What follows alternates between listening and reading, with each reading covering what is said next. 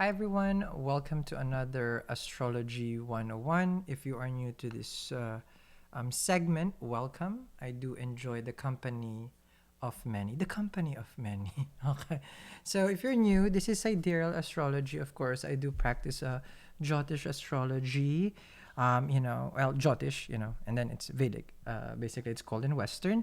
And it's sidereal placement. So let's begin. Today we're gonna discuss a very famous topic with regards to relationship and partnership, which you will always see. You will always hear 1-7 every time. Any astrologer, Western. I don't know about Chinese though, okay, because they don't have the houses like that. But the Western and tropical, Western and sidereal, you always would still hear 1-7, meaning the house of partnership. What is this about? Why they say that every time? So we're gonna discuss that today. The nature of the relationship. So okay, I already made a mess right away. So we'll put here first house. Okay. We'll put here the 7th. So 1-7, very, very important. Because why? This first house, 7th house energy, well, not energy, houses, bhava. I got used to tarot energy.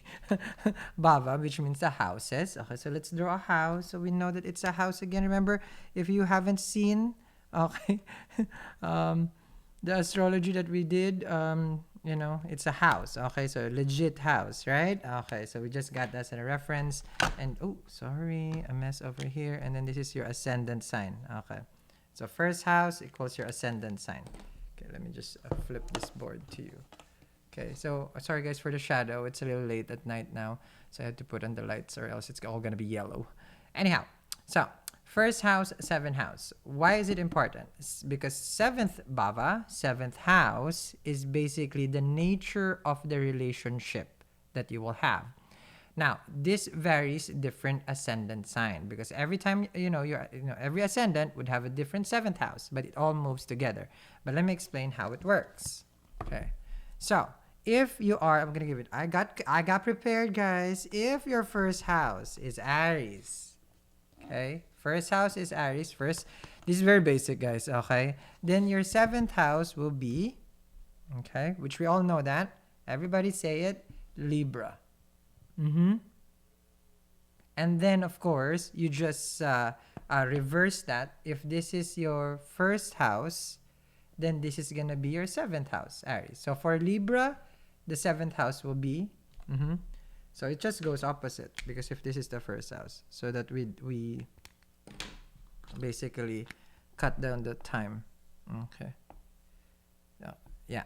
So it just goes reverse. Okay, did I do it right? Okay. So you just opposite it. Okay.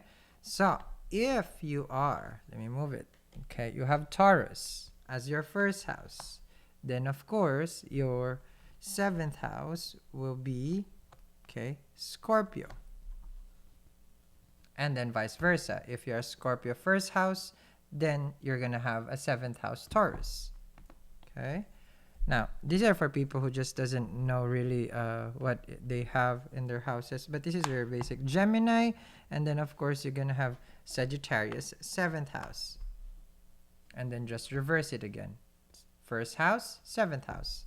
And then I will explain why this matters. Okay, Cancer, of course, first house, then Capricorn. So now you are now aware of your 7th house. Leo, first house, 7th house Aquarius. Okay, kids. Kids in astrology. Good. Okay. So now you follow me. It's always counting. Virgo, first house, Pisces, 7th house, and then reverse it. First house Pisces. If your ascendant is Pisces, then 7th house is Virgo. Now, why is that important? Okay, let me explain to you. Okay. Let me explain to you. For a Aries ascendant, okay, Libra, okay, the planet that would rule their 7th house, which I will give to you now, okay, because that's, let me see here. Okay, I come prepared, don't worry. Okay, that's why I got the houses. Is gonna be Venus. You see that? So Aries first house, which is Mars, okay, you would need to see the relationship of those planets. Mars, sorry guys, Mars is here, right? Ruler of Aries, and then Libra over here, Venus ruled. So now it's important to see how is Venus feeling. Is it in its natural home? Is it in the 7th house? Because if Venus is in the 1st house, then it's comfortable. But if it's comfortable, it can also be Venus is lazy. It's just because it's just gonna give us it's Mula Tricona, but then it's gonna give us 75%, I believe, of its benefic. It's a benefic planet. Now, this is your ascendant lord. We always look at how it is placed because the ascendant, okay, the ascendant lord is very important for your body, for your own physical health. So there are certain houses that we want the ascendant lord. We want it also in the 1, 4, 7, 10. You will hear that also, Kendra houses, but I'm not gonna go there. Okay, so this is very important for you. So the compatibility of Mars and Venus basically is what's going on here. So you can attract, okay, you can definitely attract Venusian kind of people in your life. Artists can be, good looking, of course. That's Venus right there. Very, how to say this? Can be an entrepreneur because Libra is business. But it goes on. There's a lot of things. We can't just say those, matching and then gonna ask me, oh, can you pair this and that? That doesn't work like that. I'm just giving you like 0.001% of what you can attract and what the 7th house really is for you. So for example, now you're gonna have, let's reverse it then. So if you're Scorpio, okay, 1st house, so we reverse it, and then Taurus, 7th house, right? So the Scorpio again, okay, is ruled by Mars. And then you got Taurus, all right, ruled by Venus. So here's the thing though. Every time you're in a relationship, you become the Taurinian because that is the nature of the house. So you and your physical body would always be a Scorpio, but with regards to relationship, you will be Venusian because that's a 7th house lord, depending how the Venus is placed. But if Venus, let's just say, is Saturn, then that's 2 karmas right there. That's 2 planets, and that's gonna be complicated, and then you have Sun over there, then that burns this, then that burns that, and then it's gonna be more complicated, right? But we're not about complicating things here, so let's just be simple, okay? So what you will attract initially, the nature of Venusian qualities can be materialistic, which is you also. You will have, you will probably treat your person, I'm just saying, in a material way. You will always use the word, you're mine. You like that term. It's like, I'm yours and you're mine. Because Taurus, I'm just going to jump here, don't get confused, because Taurus is the natural 2nd house. And 2nd house is things that we touch. So let's go to another example. Okay, so that's Taurus. Let's just say Capricorn right here, 1st house. Then of course, Cancer, 7th house. Now, this is a different flavor. Got Saturn over here as the ruler of Capricorn. And of course, you got Moon over here. Now you're going to ask, how come in relationship, when I'm just dealing with myself, let's just say you have Saturn in good dignity in the 1st house. Okay. Or it's in exaltation, which is in Libra. It's comfortable, no aspect. If Saturn is in good dignity, it's like, I'm pretty much secure. I'm a hard worker. I like what I do. And it's like, I'm very disciplined and I don't need to rush things because Saturn is not fast. It's slow. But every time I'm in a relationship, how come I feel like I'm always challenged emotionally? This is funny because I'm having a deja vu right now.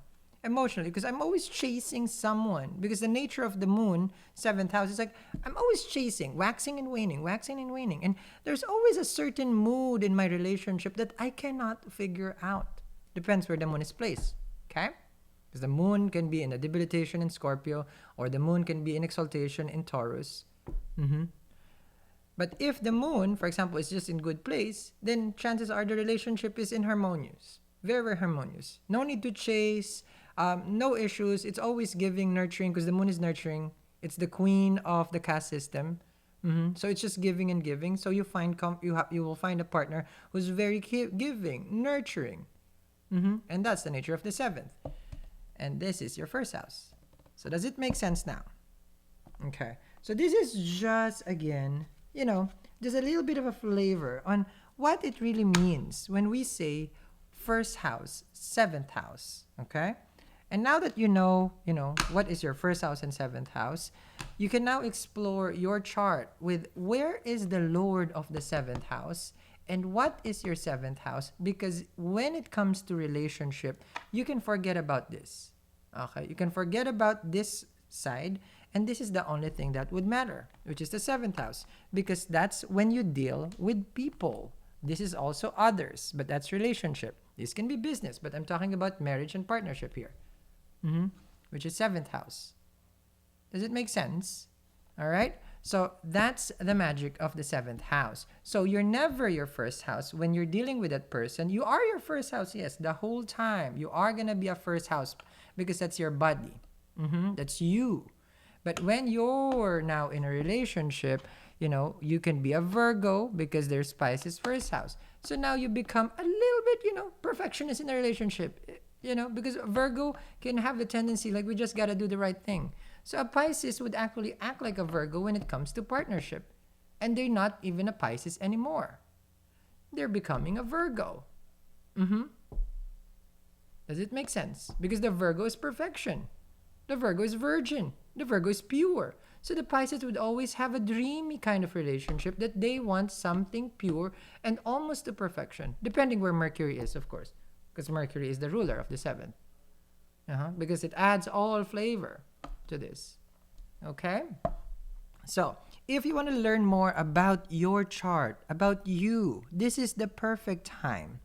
We have everything in the description box below for your consultation. We have everything that you need.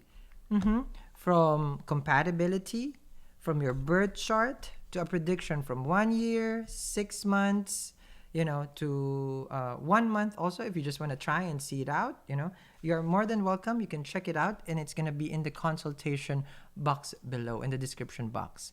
So, this is your 1-7. What do you attract? And how are you inside when you are in a relationship?